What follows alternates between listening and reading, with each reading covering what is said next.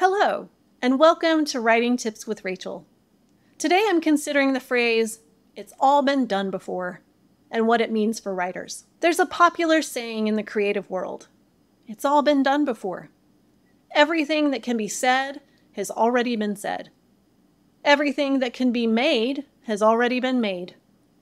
Everything that can be done has already been done. There's nothing new under the sun.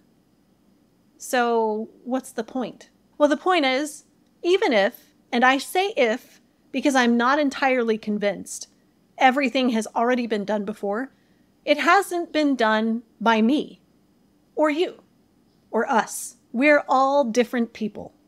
We bring different viewpoints and beliefs and philosophies to our creative work. Even if two people have the same exact plot idea for a book, they would probably write two completely different books because they're not the same person. They don't know the same things. They don't come from the same places. The unique thing we bring to every story or poem or essay or composition is ourselves. That's why every story is important and why we should make room for people to tell their stories. Sometimes I read a story and I think, this feels familiar and yet different. Maybe the author has taken a familiar plot and made it theirs. This is why retellings are so magical. They bring new life to an old story. When we infuse ourselves into a story or a piece of writing, it can't help but be different and unique. So how do we infuse ourselves into our compositions? Number one, we can broadcast our thoughts, opinions, and beliefs. We can put these in characters if we're writing a short story or a novel. We can include them in essays. We can adopt a persona for a poem and write about something that's important to us. Not everyone shares our exact thoughts and opinions and beliefs. Even within the same communities, we have slightly different viewpoints. I may like that a neighborhood has speed bumps because it means walking children are protected from speeding cars. A neighbor may hate it because it doesn't always slow down the people who need to be slowed down, and it's annoying. We come from different backgrounds. We've learned different things from our experiences. Ourselves were molded by the events we faced and overcame in our lives, and no one has the same exact story. We may share pieces of the same story, but there are differences. And we can make our writing unique by using those differences. Number two, we can pull from the experiences in our lives. Maybe we use our jobs or our expertise in certain subjects for our characters. Maybe we write an essay about our love for language and where that journey has taken us. Maybe we use exact experiences in our books. There's a scene in my first book, The Colors of the Rain, where the main character pulls out a bag of flour so he and his sister can make biscuits for supper. And when they open the flour, it's crawling. This happened to me. I pulled a bag of flour out of my great-grandmother's pantry, and it was overtaken by weevils. Horrifying. I keep my flour in the freezer now.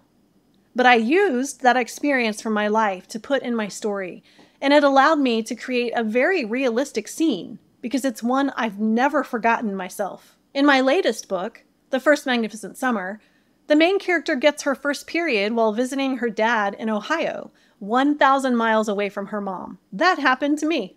Using our experiences can help us write more believably and turn our stories into unique pieces. Number three, we can base characters on people we actually know. One warning, you have to be careful, especially if you create a villain based on someone you know, unless it's a joke and the person knows. Make sure you change necessary pieces that will cause others to identify them. It's not great to throw people publicly under the bus, okay? Get permission when you can. People love to see their name in stories, especially if good, honorable characters are named after and based on them. We can also use pieces of people in our stories.